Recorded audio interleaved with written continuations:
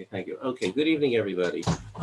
Before I forget, which I'm bound to do, and at the end of this year, remind me again, but I almost for sure forget this. Here in Eretz Yisrael, we change the clock Motzei Shabbos. Okay, I don't know any other country in the world that changes the clock this Motzei Shabbos, but that means that those of you who are from overseas have to allow for that instead of being, let's say, 7 hours different from the East Coast. And I never get this straight.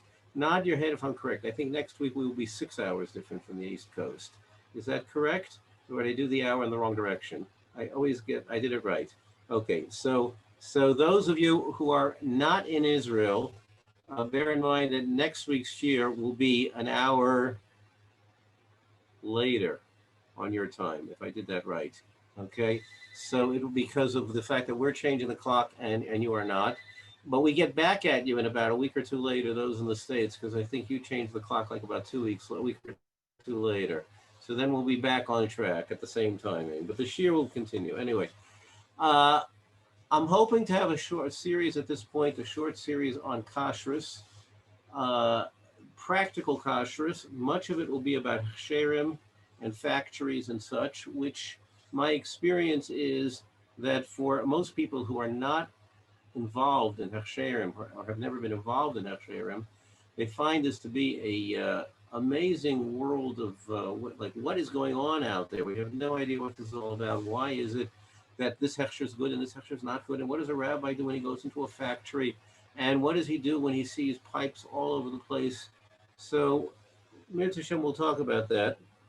But to start with, I wanted to talk about a product that is an item which has a fascinating history. When I studied up on this, which is fairly recent, I was shocked and surprised by the fascinating history it has. And we're all familiar with the product. We all know what a Sabra is, okay? And whether we identify a Sabra, with someone born in Israel, or the fruit on the cactus plant, I found out a fascinating history about it, and all sorts of interesting, fascinating parts. There are several significant kashrus issues that come up with the Sabra plant, which we'll talk about later on. But first I want to give background because I found the history to be fascinating. Okay, so first question is, anybody have any idea when the word Sabra was first used to refer to a native-born Israeli or a Jew born in Palestine, or whatever term you want to use for that description? Anybody have any idea? Just nod your head or raise your finger if you think you have some idea. Okay, I'm getting a lot of shaking heads. Okay, it was actually the 1930s. It was an article written for the Jerusalem Post, and in that article, the author referred to, it was a casual reference at that time, or a title of an article, I believe, in which he referred to, he said that we should consider ourselves like the Sabra.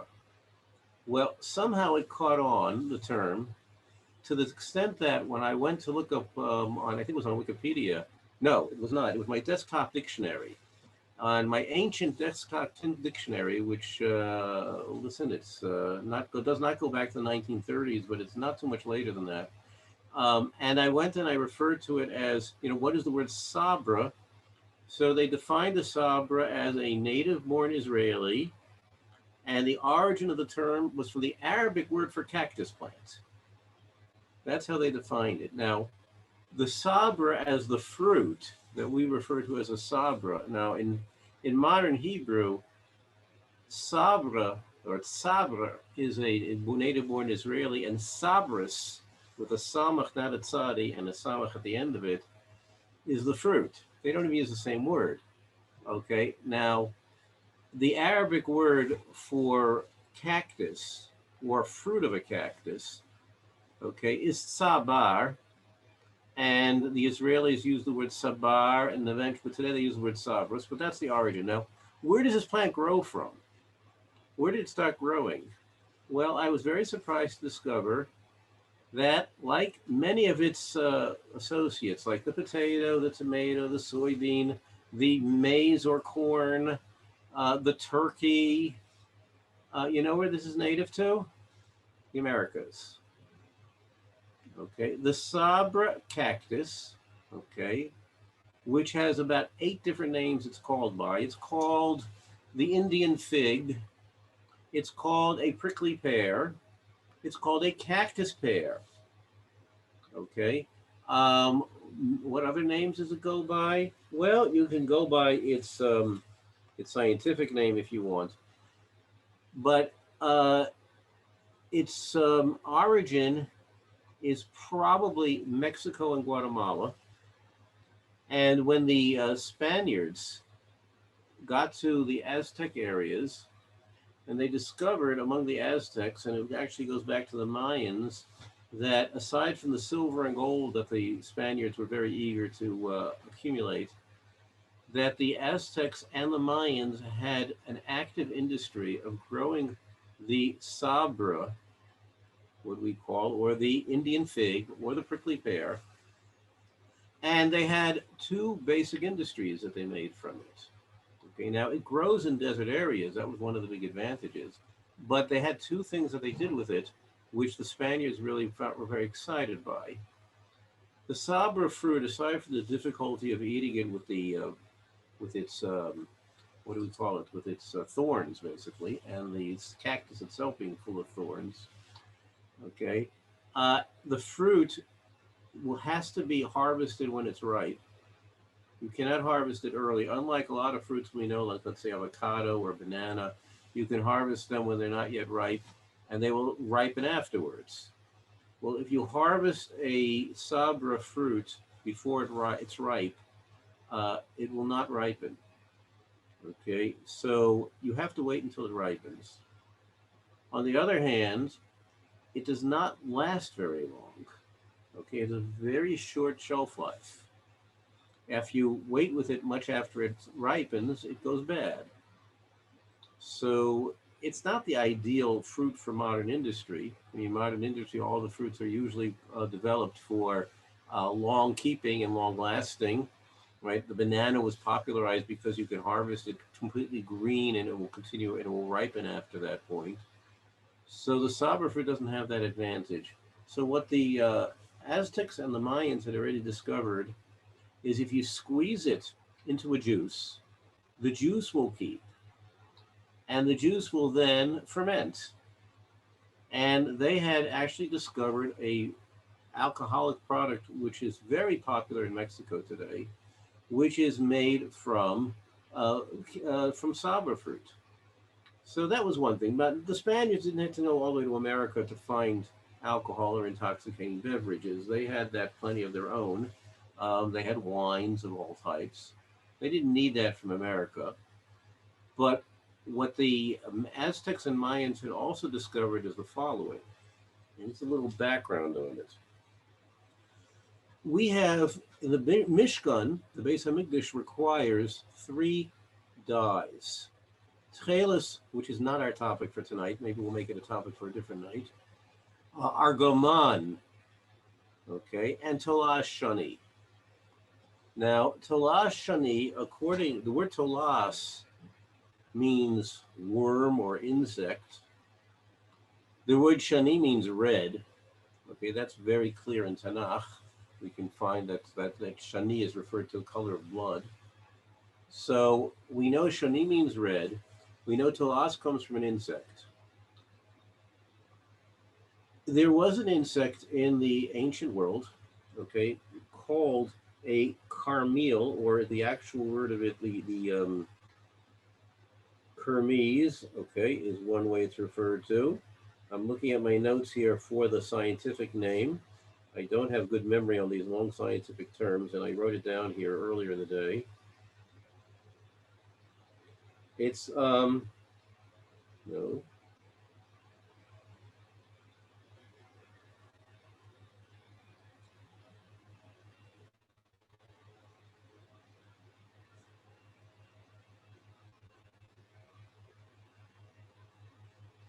I'm grimacing because I wrote, here it is, here it is. It's called Kermes illices. Okay, that's its scientific name for the species. No, Kermes illices, which is native to northern Africa. is a scale insect.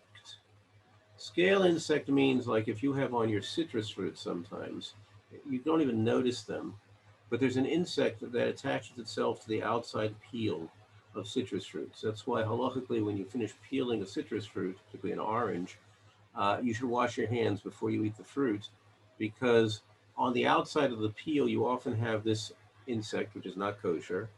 It attaches itself to your fingers as you peel the orange, and if you don't wash it off, you could be eating the orange with this insect on it. So it's a good idea to wash your hands when you finish eating your orange.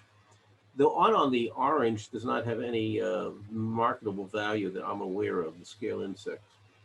But the Kermes illices has a very good marketable value. In our ancient world, it was the source for a red dye, a very red dye.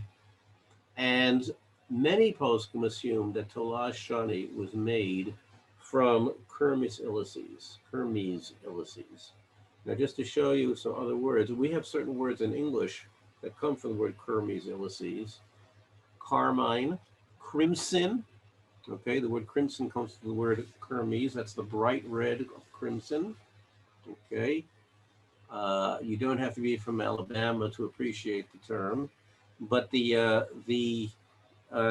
word. So these are words. Now, in Divrei Hayamim, Tolah Shani is described by the word Carmel. Okay, that certainly sounds like a very cognate word to Kermes.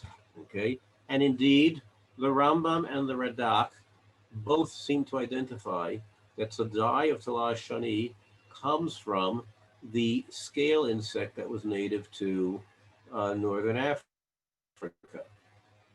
Okay, Rabbeinu Bachya disagrees. He says he does not believe that a coloring agent in the Beis Hamikdash would come from a non-kosher source. He just can't accept it. In addition to that, he argues that we have a principle that you cannot use for tefillin and mezuzahs and sifrei Torah a non-kosher ingredient, not from something from a non-kosher species. So he says it cannot be used in tefillin and mezuzahs. So how could it possibly be used in the Beis Hamikdash itself? This is Rabbeinu Bachya's concern about it. Okay, now we're going to touch on that point back afterwards. We'll come back to it. But what does that have to do with the Sabra plant? Well, the Aztecs and the Mayans had already discovered that the Sabra, okay, and related cacti, okay, are the favorite fruit that a different scale insect, which is native to Central America, okay, which produces a dye 8 to 10 times more potent than anything they knew about in Europe. It's related to the scale insect. It's also a scale insect, okay? And what the Aztecs and the Mayans actually did is they had much brighter colored clothing than the Spaniards had at the time. And the reason was because they had developed an industry of taking cacti, okay, including the Sabra cactus, having these scale insects infest the cacti, basically, and they can actually destroy the cactus this way because they eat the fruit, they will destroy the fruit, they can actually destroy the cactus, okay? But they weren't concerned about it because they can always grow more cactus, and they had this great dye. So this dye they were using, and the Aztecs and Mayans had already developed the industry of a red dye. The Spaniards brought the dye back to Spain, and in the words of King Philip of Spain, it's worth more than its weight in gold. And indeed, the Spaniards had come to the Americas, the later conquistadors. Columbus was trying to find a route to the Spice Islands in India. The later conquistadors, once they realized that this was a new continent, they were looking for silver and gold, right? But they discovered some silver and some gold, but a whole lot of other things. And one of the things they discovered was a red dye that was worth more than its weight in gold. They brought it back to Spain.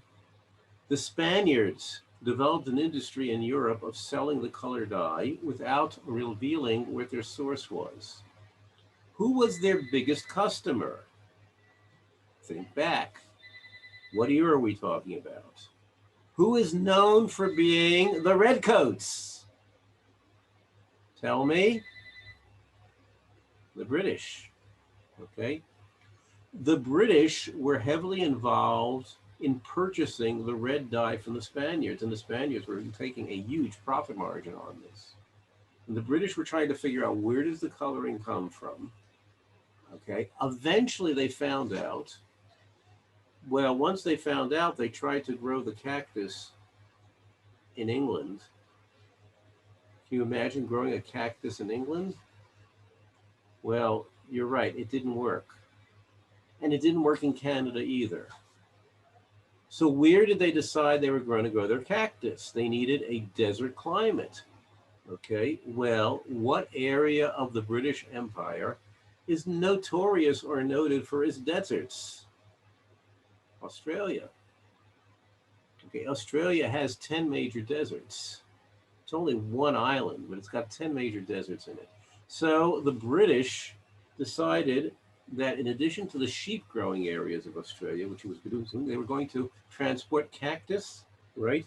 And what's called by scientists Dactylopus coccus.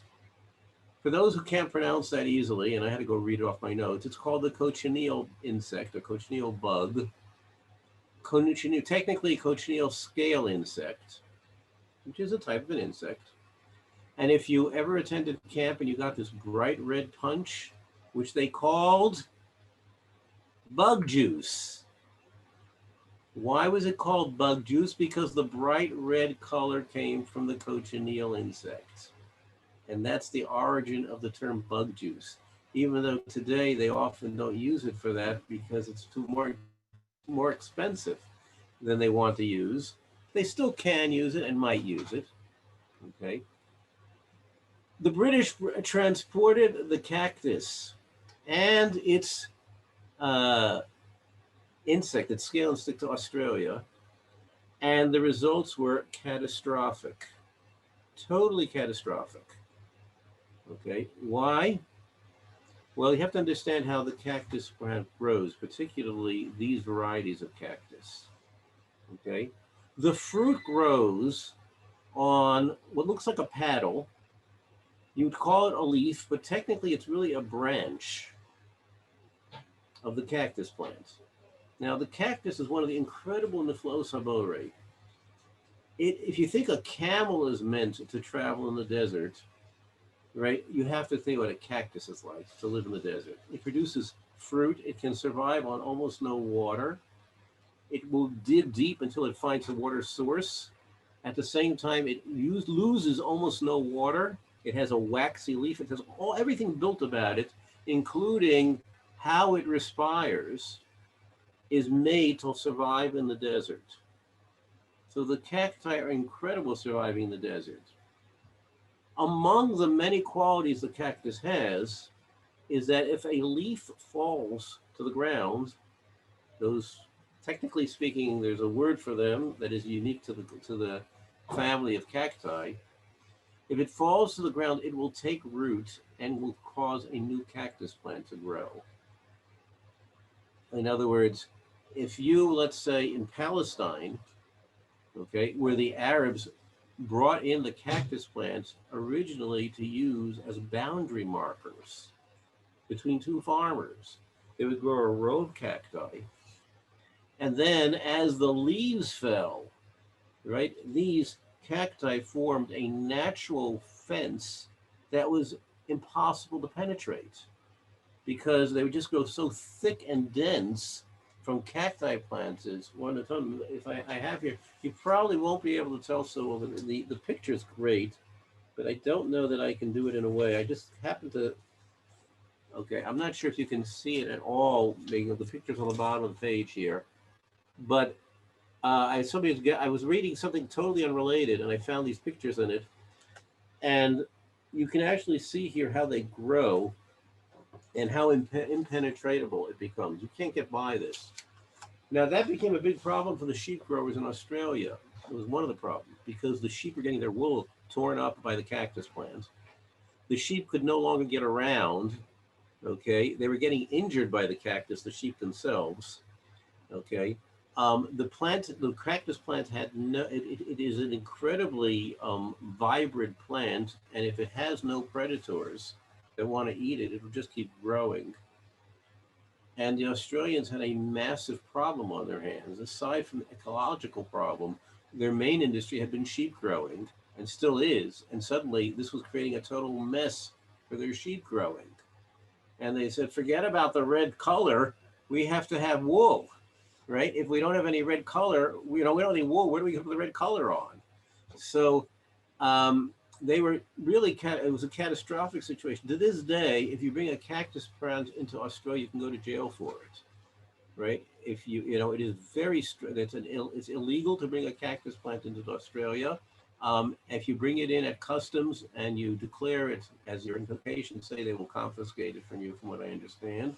And if they get caught bringing in without declaring it, it is a jailable offense because it can really wreck the environment. What they eventually did was they researched places in which the cacti had not taken over the entire environment and discovered that in Argentina, there's a moth that loves the cactus and will eat the cactus till it destroys it, and does a much better job of destroying it than the beetle or the scale insect that lives on the fruit. So they imported those moths to Australia, and that's how they eventually got rid of their cactus catastrophe.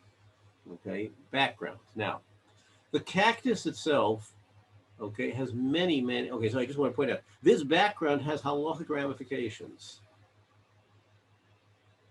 What halachic ramifications? We have two major halachic issues here. Okay, one of them is orla, because when you grow a plant, a tree, the first 3 years its fruits are prohibited.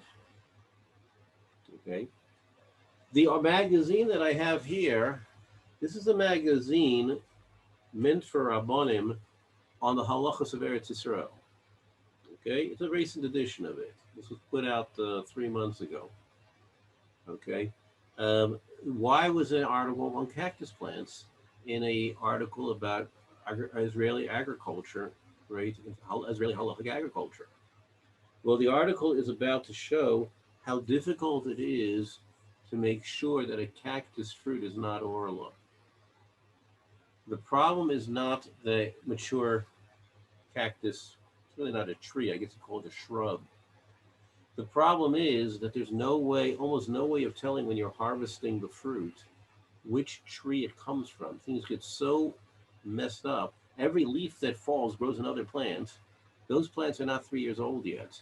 When you try to harvest the fruit, right, you can't tell which plant it's coming from. And therefore, a randomly picked cactus fruit, okay, may be orla. Okay, the way they've combated it for those that are on the market with Kashrus is that they, believe it or not, they have to do the following. They have to, every time a cactus grows, they have to supervise it and remove all the leaves as they fall to the ground. Because if they don't remove those leaves, they will have new plants. So they have to grow cactus like you would grow other trees in neat, even rows, and get rid of all the leaves that are going to grow subplants. Now, if the farmer is very interested in having a hechsher on his sabra fruits, he'll go along with it because he wants to sell it and get a hechsher. But why would a farmer be concerned about it if he's not observant? Okay, he's not. He wants to maximize his yield. He's certainly not going to be interested. Okay, so basically, the conclusion of the article is that cactus fruits, or cactus pears, whatever you want to call them, can only be purchased with a hechsher. Now, this became an interesting question, which I'm not going to into right this second because I have other things I want to talk about tonight. What about buying it from a non-Jew?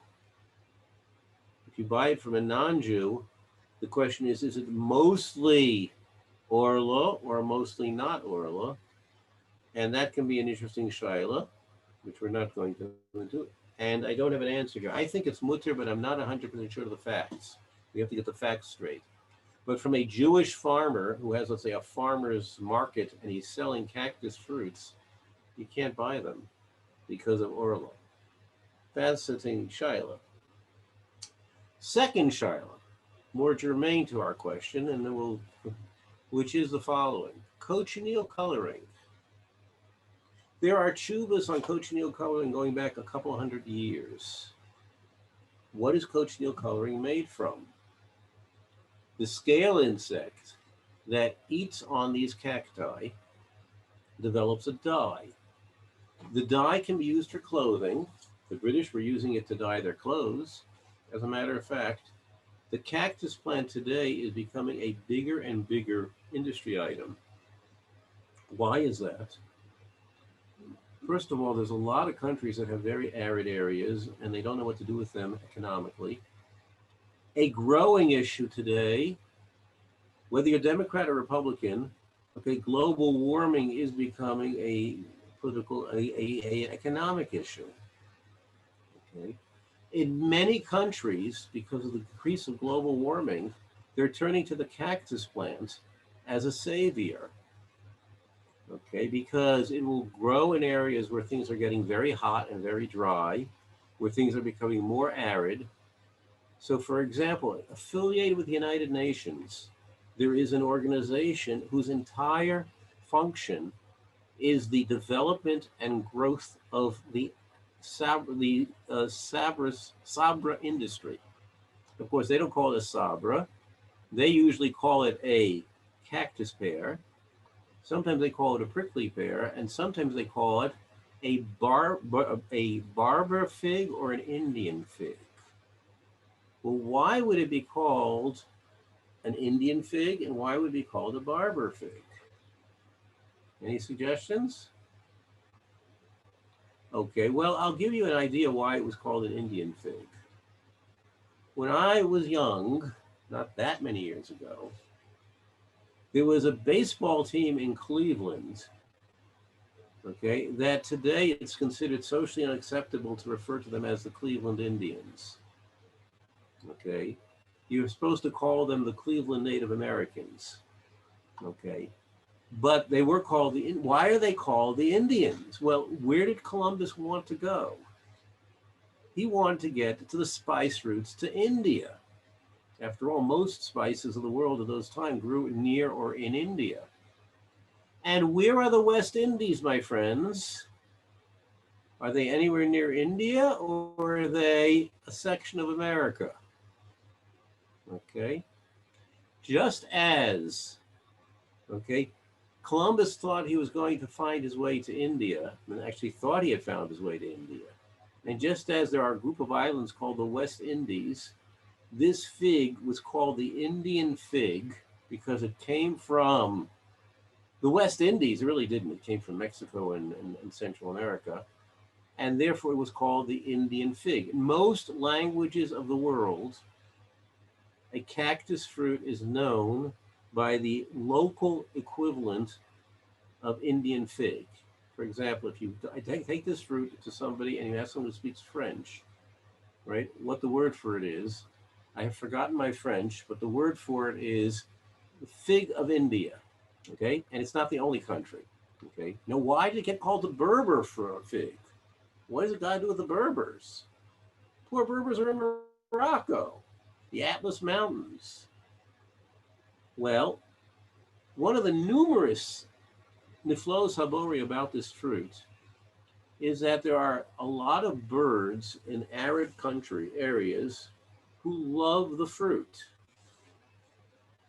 Well, what happens? They consume the fruit. Okay, what do they drop out of the fruit? The seeds.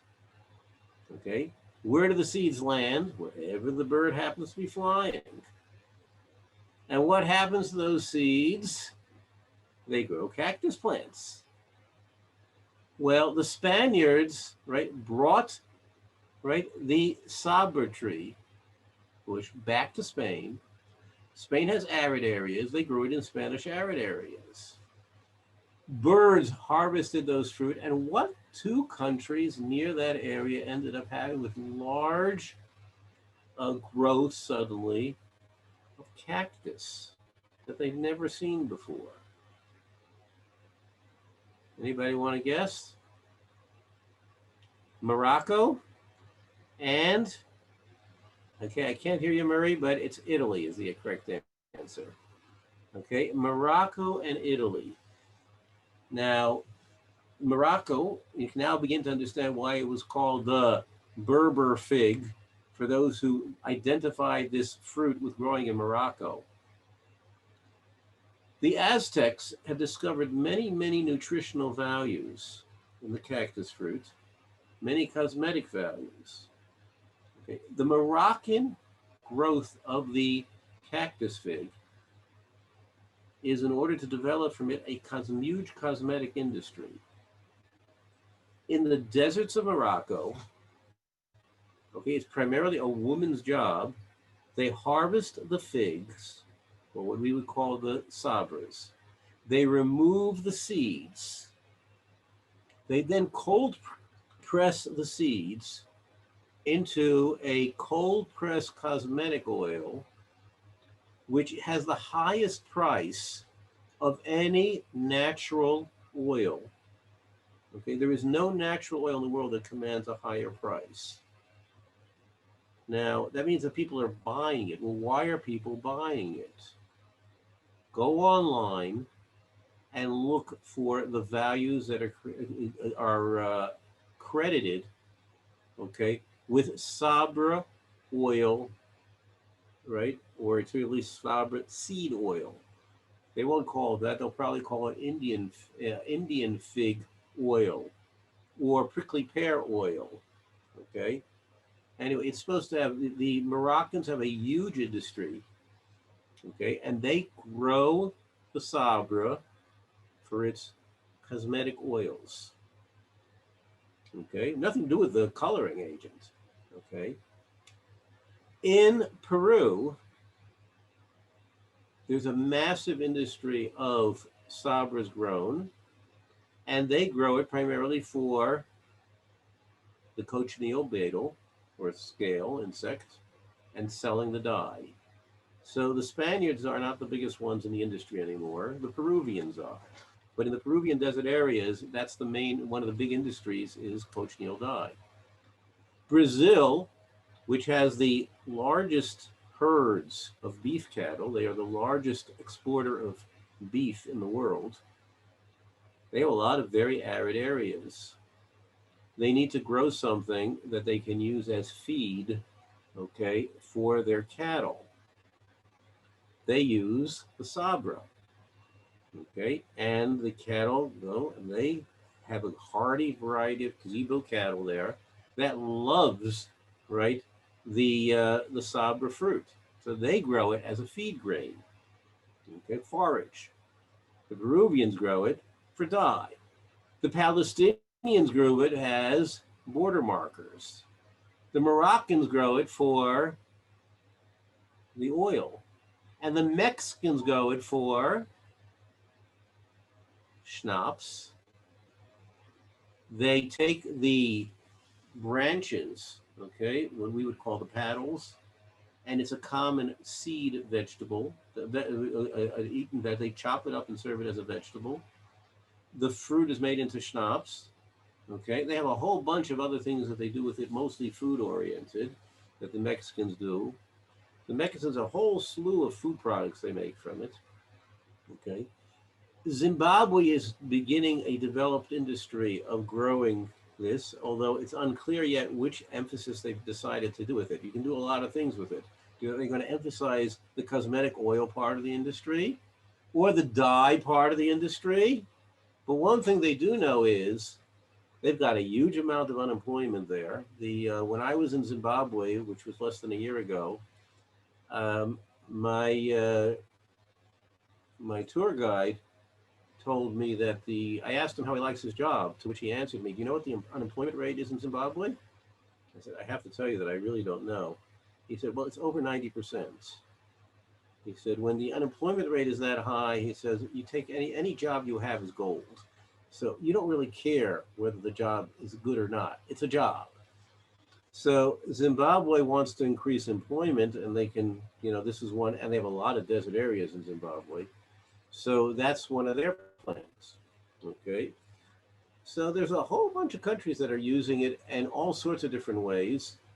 The Chileans are also busy using it. They have vast deserts, and they're deciding which industry they want to develop from it, but they're already moving the event of growing it. So it's grown in all sorts of fascinating directions.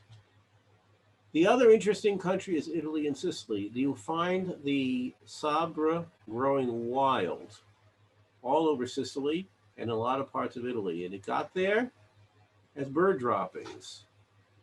Well, the Italians saw this grow and they made their own liqueur out of it. So there's two different varieties of schnapps that are made right from the Sabra plants.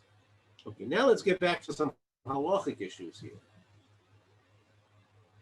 According to some, not the Sabra plant or the scalens that grows on it, but its distant cousin, which grows in Africa, was the source for Talah Shani as a coloring agent. Rabbeinu Bachya says can't be that a non-kosher dye is the coloring agent in Mikdash.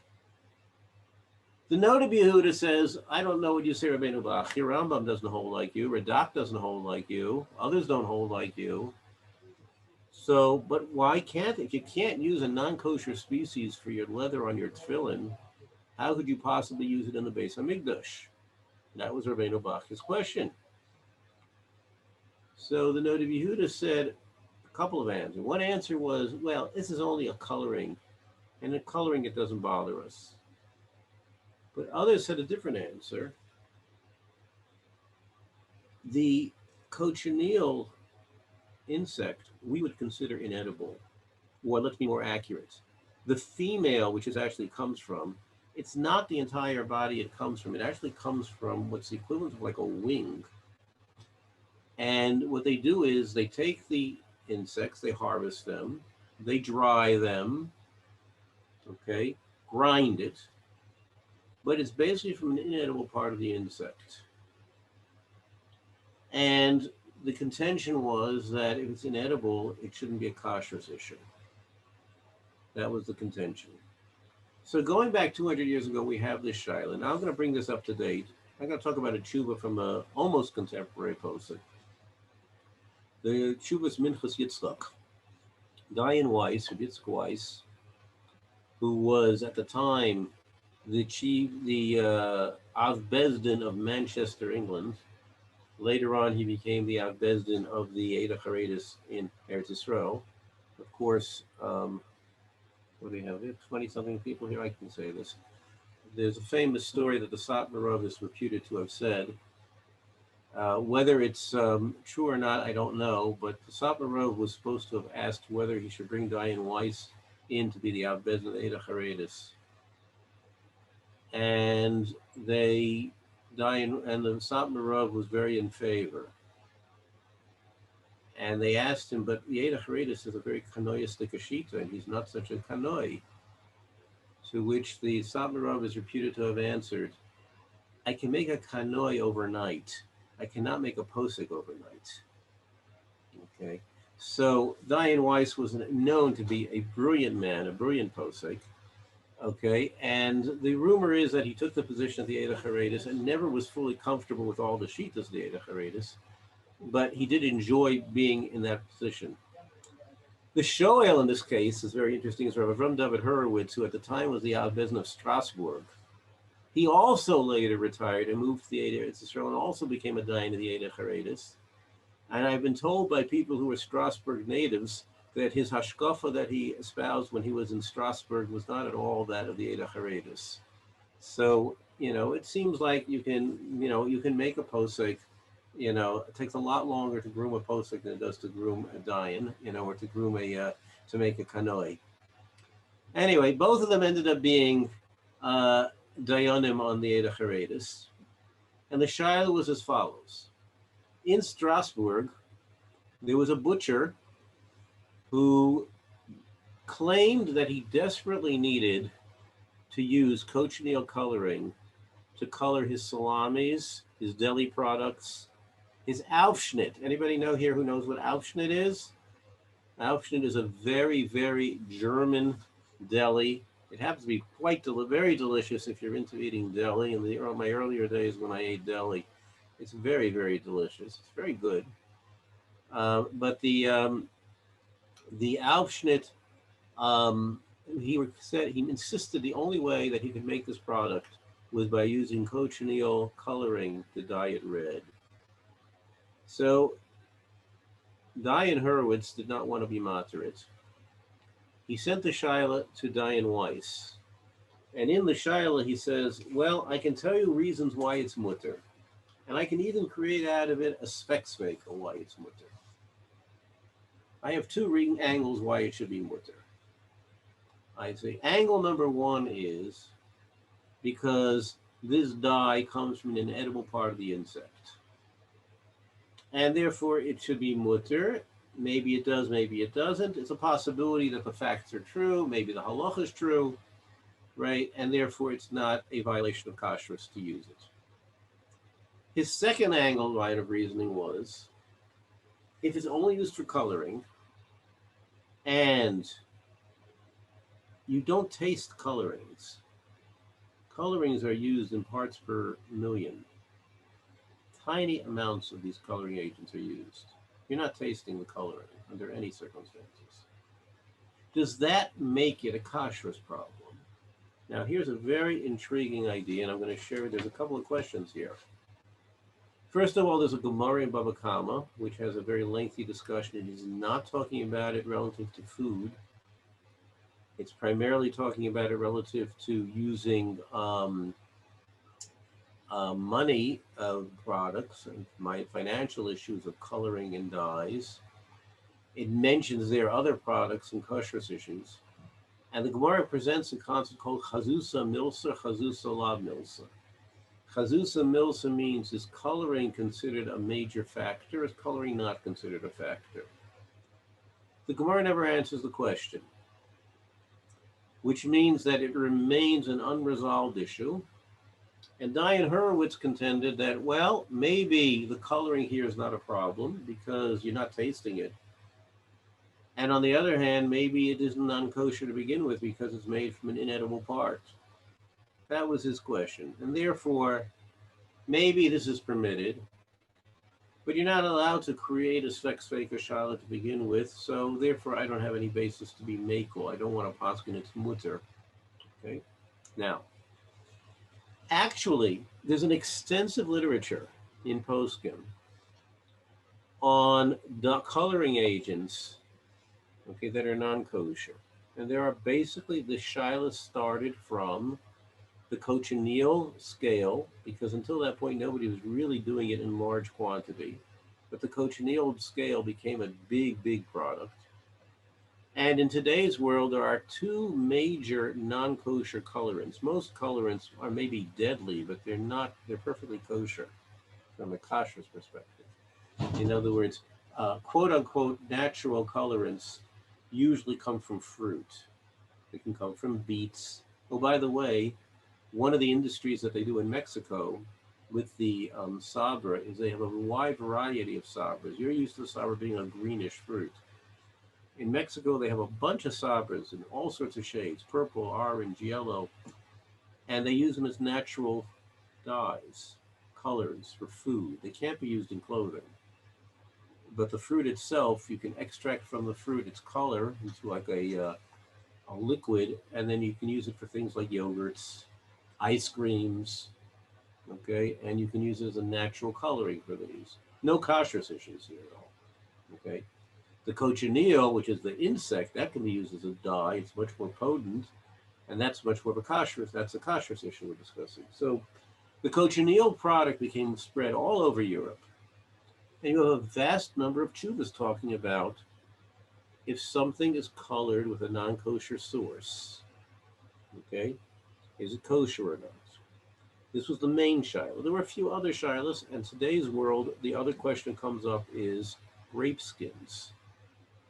After the crush of the wine, the juice out of a grape, they remove the juice, and that gets used for wine or for juice.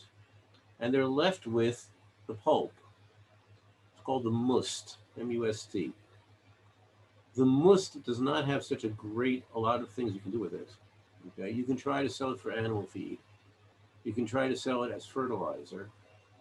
Okay, you can also try to extract coloring agent from it and develop a grape skin coloring. Now the problem is that it's after the juice has been separated from the grapes, and therefore it's like using non-kosher wine.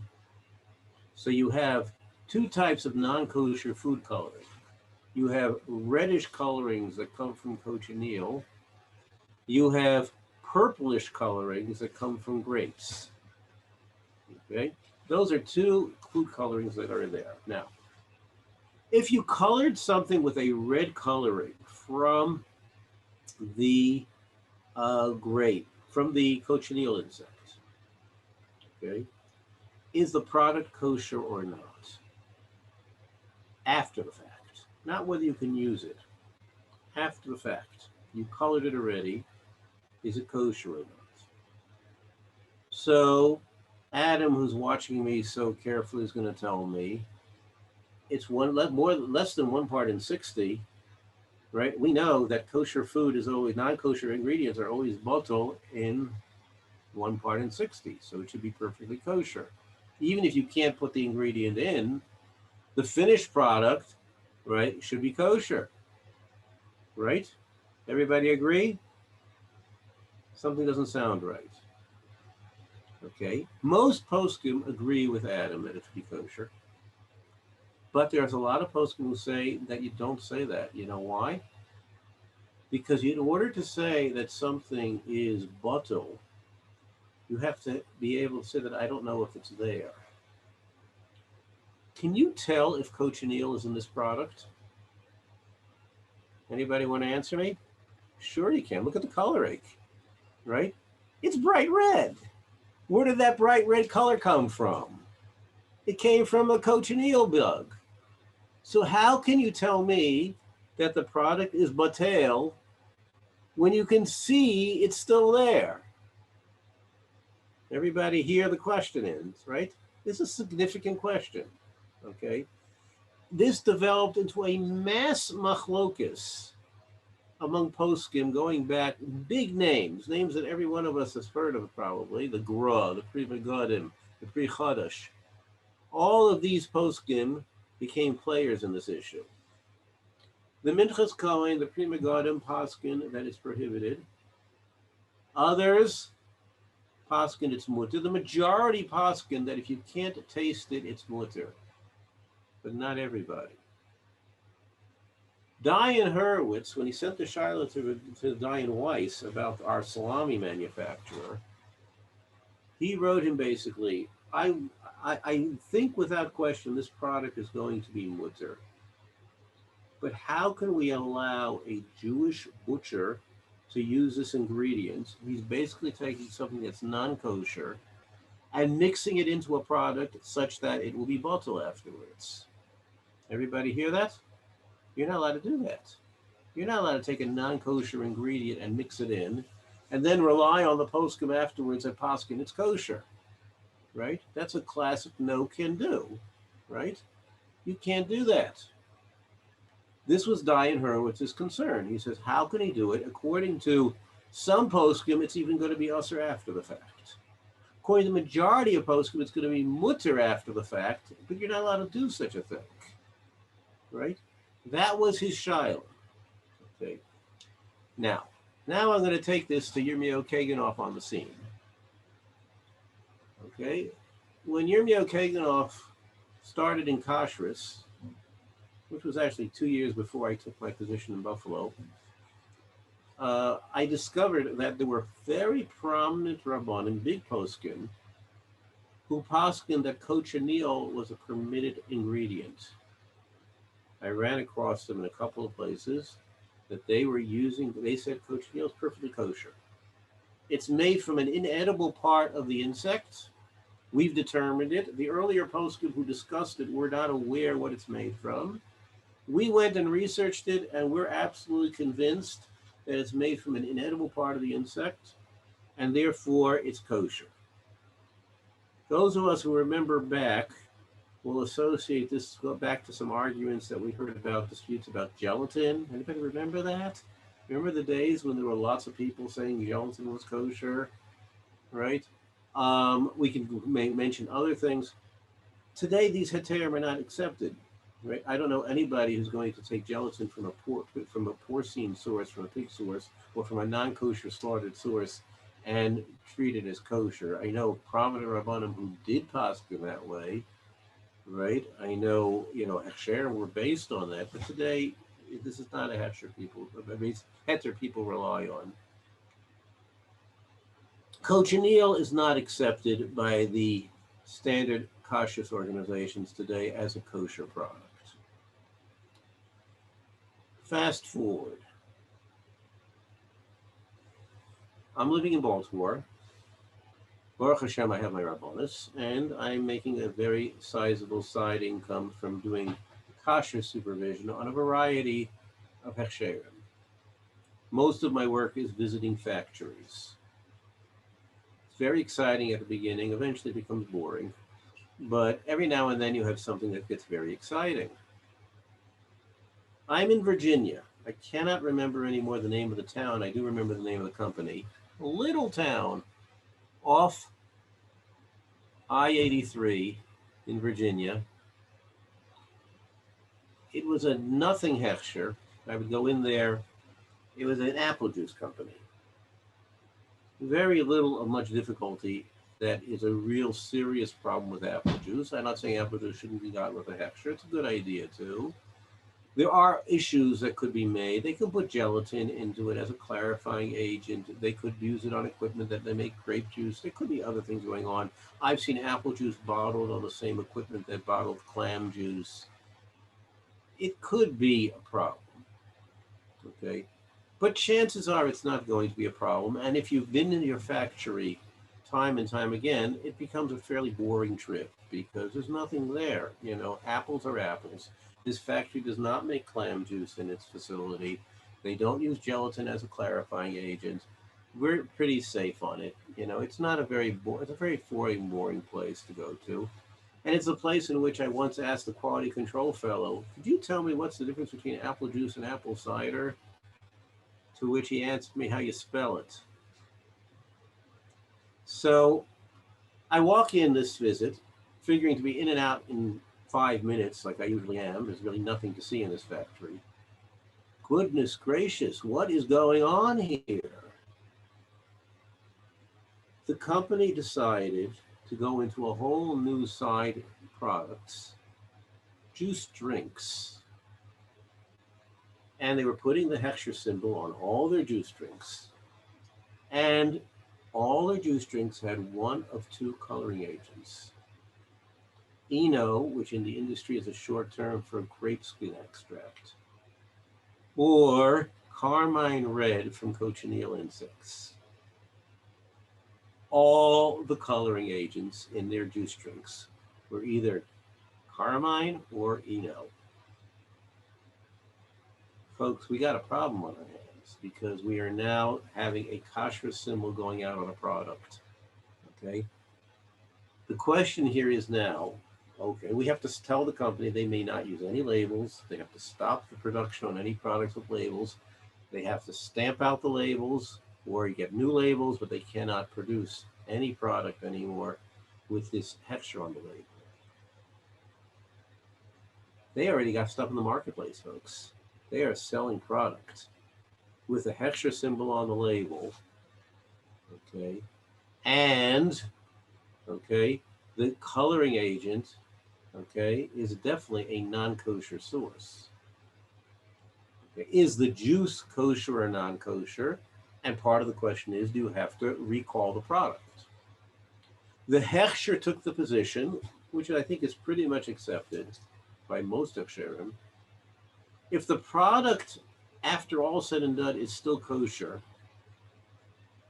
then we don't have to insist that they recall the product. They don't have to do a recall. If the product is not kosher, right, then we're going to insist that they recall. Okay. Now, every Rav and Posek in this audience has to put your thinking cap on. We know you're not allowed to make this product. You're not allowed to use Eno or cochineal to color this product. Okay, but is the product permitted or prohibited after the fact? It's been made already. Is it prohibited? Can you taste the non-kosher source, whether it's grape skin extract or carmine red? No way you're going to taste it. Do you know it's there? Yes, you know it's there. Does that halachically make it prohibited or not? Okay. I'll just cut through the decision-making process.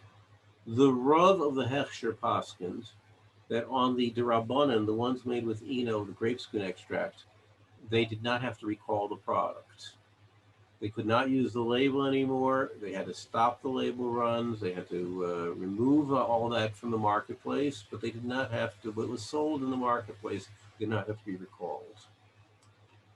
That which had used carmine red, Paskin had to be recalled because he did not say he felt uncomfortable. So now we're going to review it. We have this humble little plant called a Sabra fruit. I would suspect that in Eretz Yisrael, most of them get sold Rosh Hashanah time for Shechianos. I don't think people usually go, I mean, people that I know don't eat them regularly. Okay? It seems like a rather humble fruit. There's a massive industry developing from it, and it's going to be massively more used as time goes on. Over 35 countries are currently marketing it, mostly because it grows in areas where they cannot grow other things. They can develop industries from it where they cannot do anything else with the land, and they can employ people who they otherwise have no jobs for. And it's so versatile. They can use it for so many different things. They can develop a dye industry out of it if they choose to. They can adopt a liquor industry out of it if they want to. If they're Moroccan or Palestinian and they officially don't sell alcohol or don't take alcohol, then they're not going to develop an alcohol industry out of it, but they could make it into a fodder, forage. It's possible for that. Vegetables, if they want to go into the Mexican food business, they could do it. Food coloring from the fruit itself. There's a wide variety, or cosmetic oils, which is what the Moroccans did with it. There's a lot of choices here that they can do with this product. And they can try developing several of them. Okay, so it's a big product, big idea.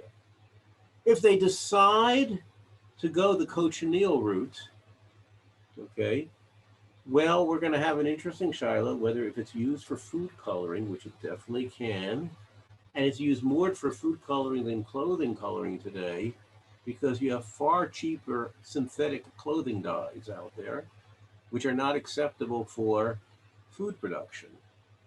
Okay, that's a conversation for a different time, maybe for a different year, to go into the interesting things you pick up when you go checking factories that make food coloring. But in point of fact, clothing coloring or clothing dyes, nobody you think uses cochineal, as far as I'm aware, for clothing dyes anymore. You have much cheaper synthetic dyes. But in food production, it's hard to find a good red coloring. And believe it or not, it can be listed on the label in most countries as natural food coloring. In the United States, that's for sure true.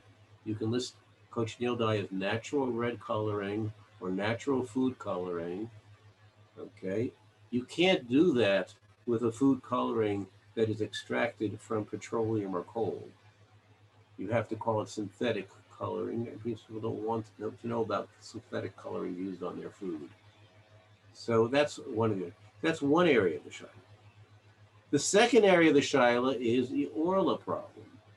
Now, the Orla problem, I'm not going to go into it right now. If you're in Chutz La'aretz, it won't be a serious Orla problem. That's because Orla in Chutz La'aretz is only prohibited when you know it's Orla. And the typical Sabra fruit or prickly pear you find may not be Orla. It's enough to be permitted. Here in Eretz Yisrael, where I live, Sabra fruit can be a big Orla problem. And therefore, basically, you can't go driving around finding a farmer's market and help yourself to purchase a Sabra fruit. If you actually are at seeing it grow, you could check the bush and see, does it look like it's growing from a mature shrub or a fairly young shrub? Okay, maybe that'll work. I would want to do more research myself if I was in that position, but that's background on it. Okay. Anyway, it makes for a fascinatingly interesting story to me. Me who loves history and loves the background and loves the whole picture of a story, with halachic ramifications that you have to bear in too. But I love the whole story. It was fascinating for me to find out the whole story here. I really enjoyed it. Just to mention to everybody, next week, Mir Hashem, the Shir will be at this Israel time. But as I mentioned at the beginning of the Shir, okay, we changed, here in Israel, we're changing the clock with Soy Shabbos. So if you are in the Eastern Coast and you were listening at it not at 8:15 but at 1:15, if I did my arithmetic correct, that means our Shir next week will be at 2:15. Okay, if you're in California and you were listening at 10:15 this started, it will be at 11:15. I think I did my arithmetic correctly there, but whatever it is, adjusted by an hour. And then when your clock changes, those of you in places where the clock will be changing, allow for the fact that we're going to be moving back in the other direction, because I won't be paying attention to that. And if you're in a place where the clock doesn't change at all, so just allow for the fact that our clocks change by an hour, and then you're safe. And from that point on. Okay, everybody have a great week. Keep safe and keep healthy. And I have no idea what I'm going to give Shir on next week, except for the fact that I think I'm going to be giving on a topic having to do with Kashrus and some other very intriguing ideas of Kashrus that I think we'll all find both the halachic end of it and the practical end of it fascinating. Take care, everyone.